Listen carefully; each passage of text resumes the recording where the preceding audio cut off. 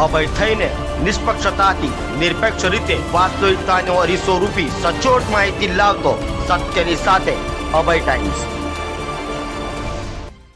સુરતમાં આપઘાતની ઘટના વચ્ચે યુવતીએ પોતાના ઘરે ગળે ફાંસો ખાઈ આપઘાત કરી લીધો હતો તો પૂર્વ પ્રેમી મળવા આવ્યા બાદ યુવતીએ આપઘાત કર્યો હોવાની આશંકા સેવાઈ રહી છે। સુરતમાં આપઘાતની વધી રહેલી ઘટનાઓ વચ્ચે ભેસ્તાન ખાતે આવેલ બાલકૃષ્ણ સોસાયટીમાં રહેતી યુવતીએ આપઘાત કરી લીધો હતો। પરમજીત મોહકમ પાસવાન નામ મૂળ યુપીની અને હાલ ભેસ્તાનની બાલકૃષ્ણ સોસાયટીમાં રહેતી હતી, જેણે પોતાના ઘરે ગળે ફાંસો ખાઈ આપઘાત કરી લેતા પોલીસ દોડતી રહી હતી।